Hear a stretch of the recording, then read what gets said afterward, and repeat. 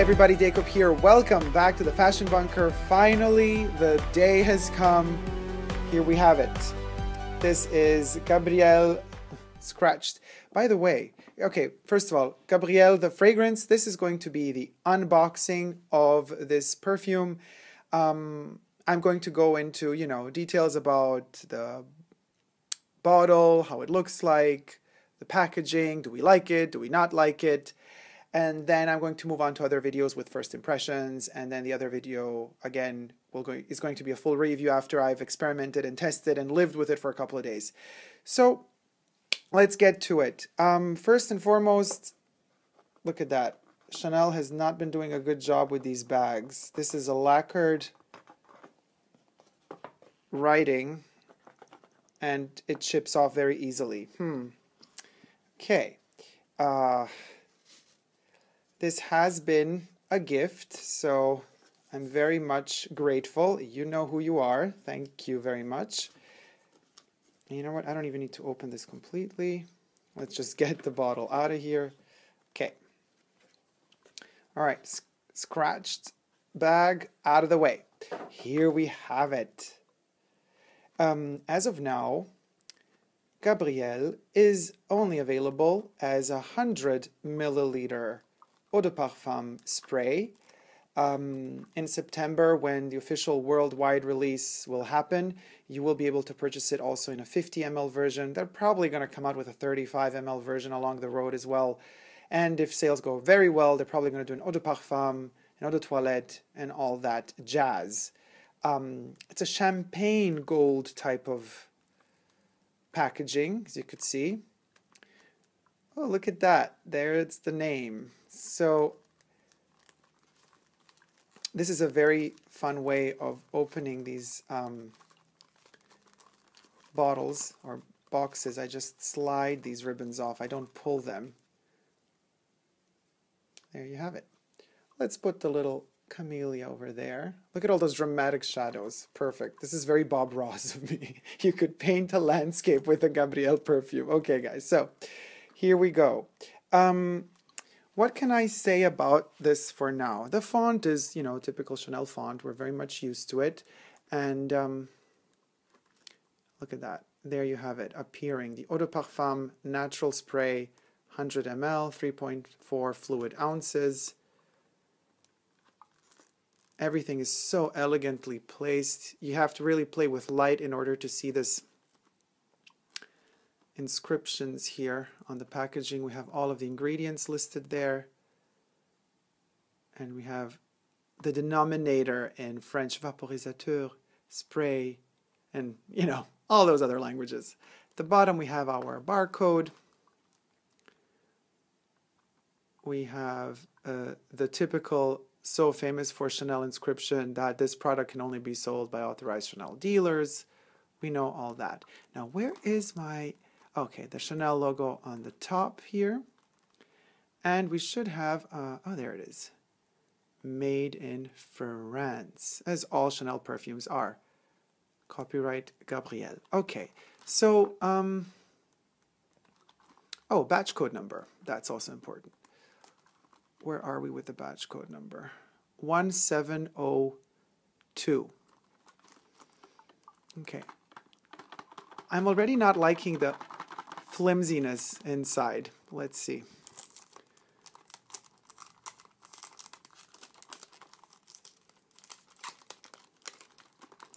This is how I open them. Push just a little bit from the bottom.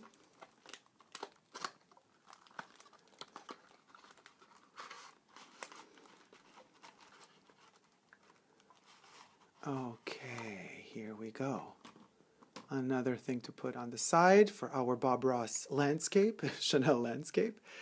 Now already what do we see here? This is the same type of packaging that we have already seen for number 5 L'eau. And I'm going to show it to you in a second.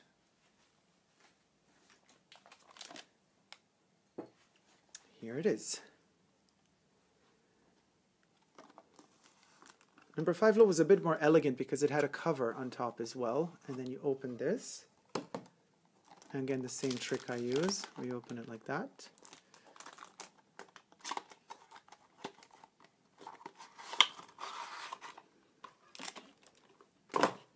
Haha.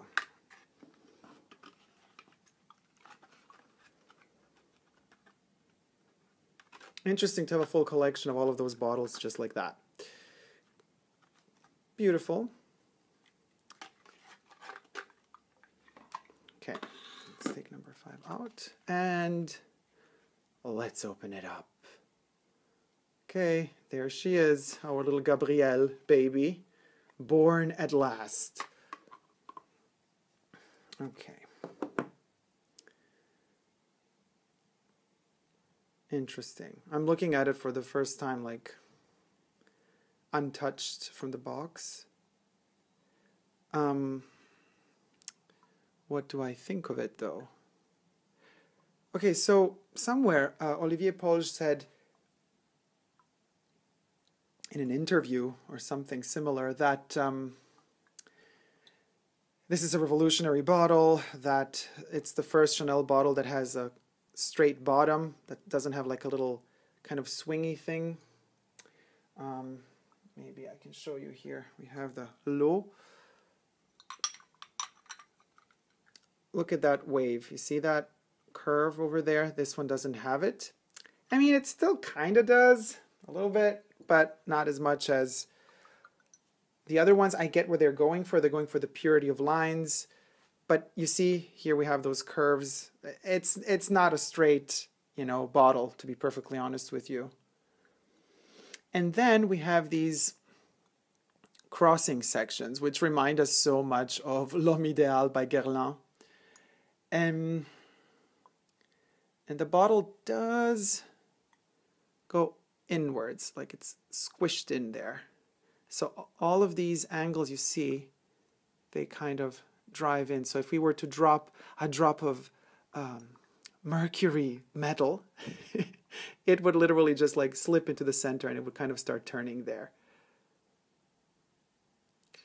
So there you have it. I mean, don't mind the lighting. I mean, I made like pretty light for this thing. It's reflecting light and it's very much like a gem and you go, ooh, but don't get fooled. This bottle is not the best bottle Chanel ever made. Let's just be honest about this, guys. This is a sticker.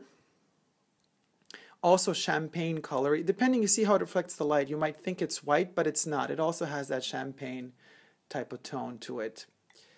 The bottom of the bottle, and this is a big difference to all other Chanel fragrances, the bottom does not bear any inscriptions, except for my fingerprints. Let me take those off. Okay, there you have it. There's nothing there.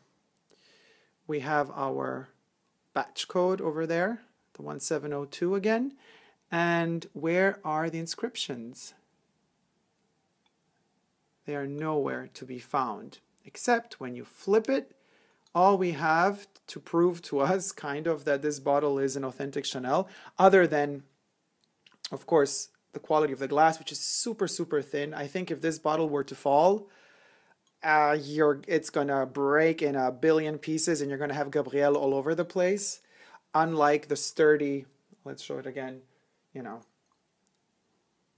Chanel L'eau. This one actually fell once and nothing happened to it. It's very thick glass and it's also heavier than this one. So I'm not so sure. I mean, I like that they didn't put anything on the glass anywhere, but all we have is the sticker to prove anything. Okay, now as far as the stopper is concerned, or the little lid or the little top or the topper, I am not liking this very much. Let's see, it's a metal. Okay, does it want to even open? Okay, here it goes. So it's one piece. It's heavy. I mean, it's obviously metal. And there is, this is going to be very difficult to show you guys. Inside there, impossible to see, there is a Chanel logo in black at the bottom of the lid. Huh. Very hard to see. Impossible to see. Oh well. But it's there. I see it here with my bare eye, but it's very deep in there. So let me just see if I can put my little finger. I can feel it you can hear, and let me bring it closer to the mic, you can hear the double C. When you pass over it with a nail, it's a kind of like a three-dimensional thing. Then we have the double C on the top of the lid. I mean, it is reminiscent of Chanel. Let's take the number 5 lid. Yeah. This is like, you know, the beginning of this. So I get what they're going for. Like, this is kind of the younger version of Chanel. So it's a Gabrielle fragrance when she was younger, when she was kind of about to morph and transform into this complicated and complex, beautiful, almost like cabochon stone, but out of glass. They used to make them out of crystal for the pure parfums. They still do for their giant bottles. And this was kind of the before, and this is the after. The before doesn't look like it's very promising, to be perfectly honest with you. I'm not liking this one piece. It looks very cheap to me. But okay, let's put this little thing there.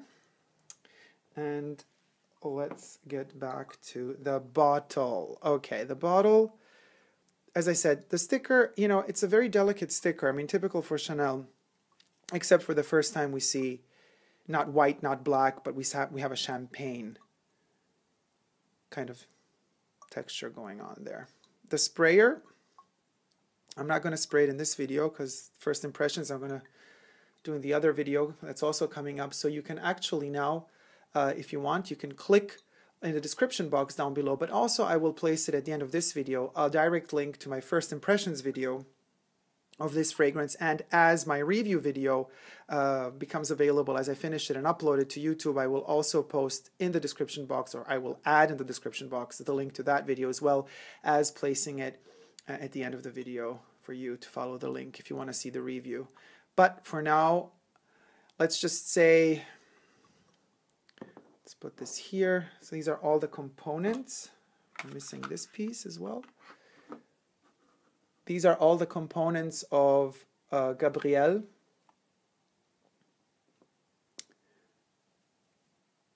That's the unboxing. Overall, I would say it doesn't impress me much. It's elegant. I can see the poised elements to it for sure. I can definitely understand how, you know, the brand Chanel would try to do everything in order to kind of sell this to us as a very elegant depiction of what a Gabrielle fragrance would be, while keeping in mind, you know, the past of Coco Chanel and before she became, you know, Mademoiselle Chanel. But at the same time, let's not forget that Gabrielle had a lot of energy, fire in her. She wanted to prove to the world that she can make it on her own. That she had a lot of talent, that she could change the way we perceived fashion, that she could make comfort be extremely elegant at the same time as comfortable. She defied a lot of notions of what luxury means, of what the quality of materials means. And as of now, within the bottle, I see really none of that fire and spark. And even the bottle itself is not as simple as, you know, Gabrielle I envision would be simple, because, you know, of all of these kind of extra added details and the fact that it's kind of dented inwards, you know, it's all like super subtle. It's meant to like look like a regular kind of square or rectangle, but then when you start looking into it, there's so many more details than you thought were there. And that's exactly what, I don't know, I find it a bit arrogant, to be honest with you. It should have been simplified. It should have been way, way simpler and just more to the point, I guess. I don't know. Because this, again, is trying to promise us so much. And the bubbly champagne aspect of the colorway is something that also makes me feel like, ooh, this liquid is going to be effervescent in a way, you know. It's going to make me want, this juice is going to make me want to respray it over and over and over again. So, I mean, hopefully it will. So let's get to the, everything's falling apart here. Let's get to the first impression sniffing review, guys. Thank you so much for watching. I hope you like this review. Well, the review of the packaging and the unboxing. If you have, please do thumb it up. If you haven't already but do wish to, please consider subscribing to my channel here on YouTube. I'm also on Instagram, Facebook, and Twitter. So guys, no matter how the juice in here smells, and as I'm filming now, we still don't know how it smells. In the future we will. Despite the smell and the odors, we never give up on love. Love you guys. See you soon. Take care. Bye.